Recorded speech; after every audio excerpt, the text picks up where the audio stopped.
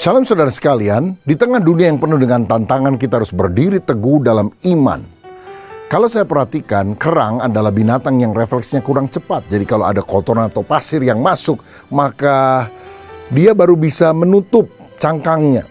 Dan karena itu bisa terjadi berkali-kali, maka dia merasa nyeri. Tetapi setiap kali peristiwa itu terjadi, dia mengeluarkan cairan untuk menetralisir rasa sakit itu.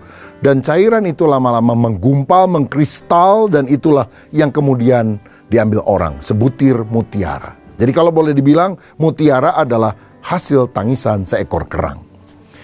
Ketika kita mengalami kesulitan, seringkali kita menganggap hal itu adalah hal yang buruk, hal yang merugikan. Padahal kalau kita renungkan dari kacamata firman, kita seringkali mendapatkan hikmat dan nilai positif dari tantangan, kesulitan, atau masalah.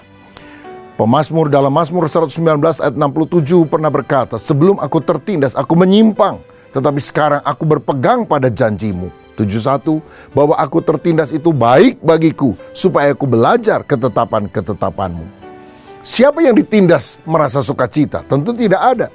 Tetapi pemazmur bilang, justru waktu aku tidak tertindas, hidup nyaman, enak. Aku menyimpang dari jalan Tuhan. Dan ketika aku dipukul, bukan cuma diajar, tapi dihajar, aku kembali hidup di dalam kebenaran.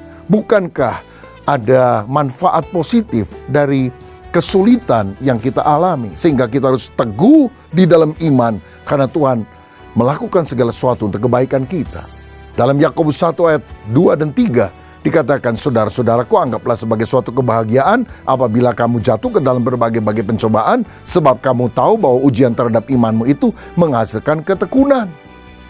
Saudara tahu bahwa ketekunan adalah proses yang mendewasakan dan menguatkan kita, dan ini adalah kunci keberhasilan. Kalau ada anak dimanja oleh orang tuanya, dituruti apa saja yang dia mau, hidup bermewah-mewahan, menghambur-hamburkan uang dan sebagainya. Nanti kalau besar dia jadi orang yang bermasalah, orang yang egois, orang yang tidak bisa mencari uang sendiri atau hidup berbaur dengan orang lain. Karena itu ketika kita mengalami kesulitan, tantangan, mari kita bersyukur, mari kita optimis. Juga kesulitan, tantangan di dalam pelayanan, karena Tuhan ingin agar kita ulet, dan orang yang ulet akan dipahalai dengan kedewasaan rohani dan juga keberhasilan dalam kehidupan. Berdirilah teguh selalu di dalam Tuhan Yesus Kristus. Tuhan memberkati.